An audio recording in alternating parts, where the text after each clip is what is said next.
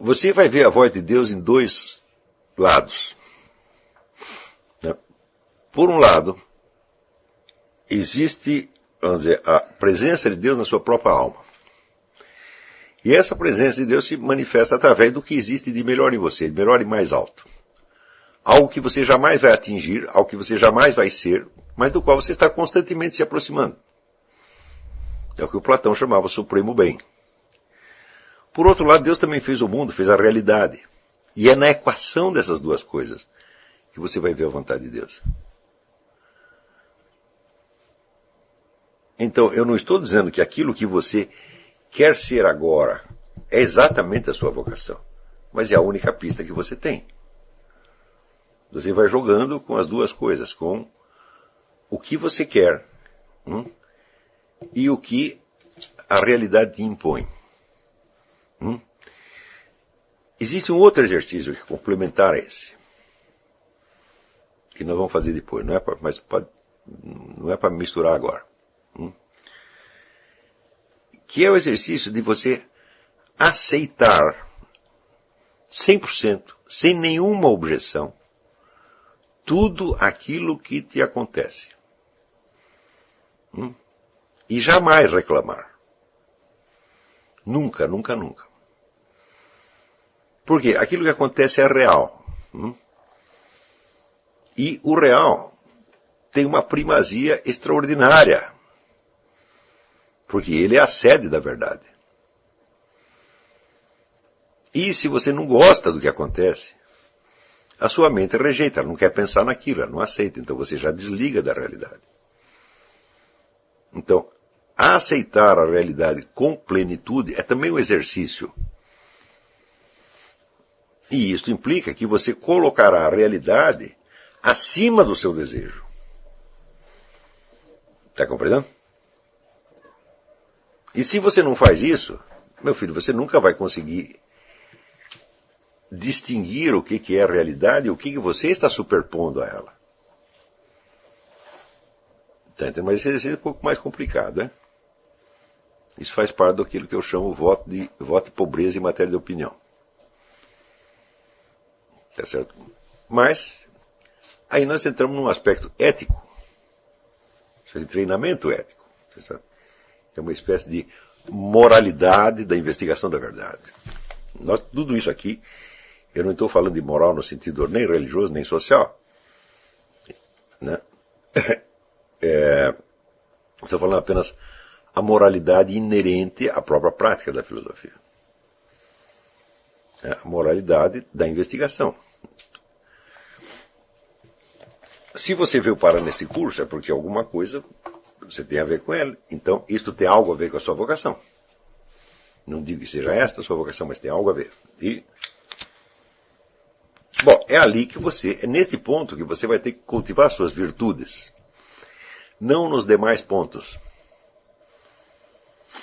Porque você vai ver que, se você ler a Bíblia, você vai ver que na Bíblia não existe nenhum exemplo de perfeição quantitativa, exceto o próprio Jesus Cristo. Jesus Cristo tem todas as virtudes porque ele é Deus. Os outros só têm virtudes especializadas. Está compreendendo? E é em torno dessa virtude especializada que se constrói a personalidade. Por exemplo, como Abraão tem o dom da obediência. Obedecer, aconteça o que acontecer. E vai até o fim. Não interessa. Tem que matar seu filho. Não interessa. Vou fazer. Está entendendo? E bom, essa não é a única virtude existente. Não é isto? Por exemplo, Abraão não tinha a virtude de ser sincero com todo mundo. Ele enrolava as pessoas de vez em quando. Né? Ele só era sincero com Deus. Com os outros, não. Não é isso? Então, em torno dessa virtude fundamental da obediência que ele cria a sua personalidade. Se ele fosse tentar ter todas as virtudes quantitativamente, ele ia quebrar os chifres. Isto não é acessível ao ser humano. Está entendendo? Então, quando chegar um moralista para você fazendo a lista dos seus pecados, você sabe aonde você manda ele, né? Esqueça isso, meu filho. Fala, não, olha, eu vou fazer isto aqui, eu vou fazer direito, eu vou oferecer isso para Deus com o melhor que eu possa. E o resto vai do jeito que der. Entendeu? Se as pessoas te acusarem de não ter esta ou aquela virtude, né? Você fala, você não tem a virtude de não encher o saco, por exemplo. Tá entendendo?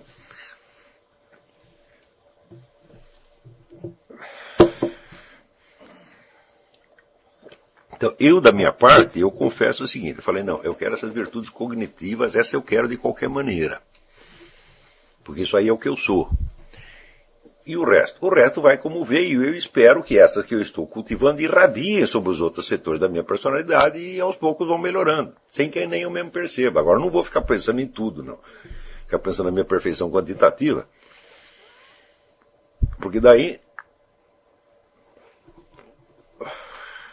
em primeiro lugar, você vai se concentrar demasiado em você mesmo, você vai ficar um sujeito vaidoso, tá certo? Você está tão embevecido com as suas virtudes que você só pensa nelas 24 horas por dia, quer dizer, você vai virar um chato.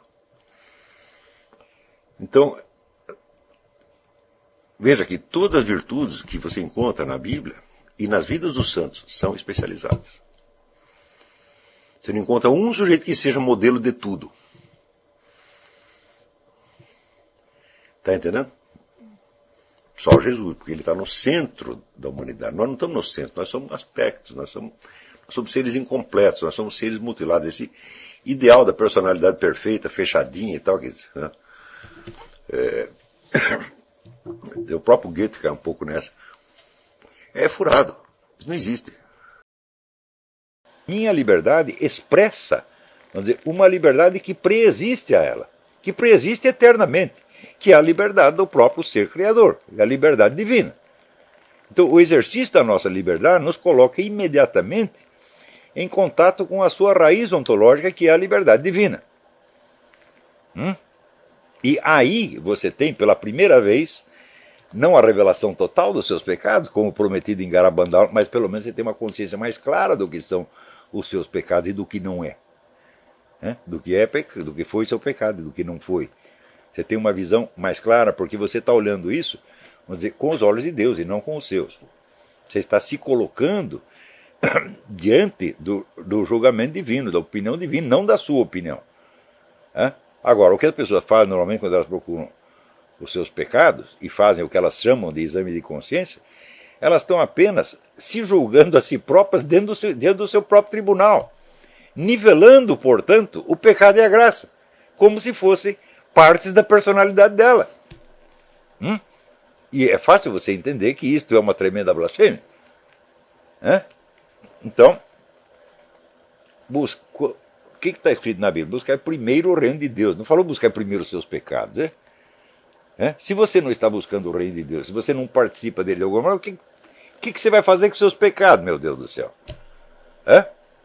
Então, o esforço tem que ir na direção do conhecimento da força criadora e não dos seus defeitos e não dos seus pecados. E é assim também que você tem que olhar os outros. Os outros seres humanos que você conhece, eles só são humanos porque eles têm essa liberdade.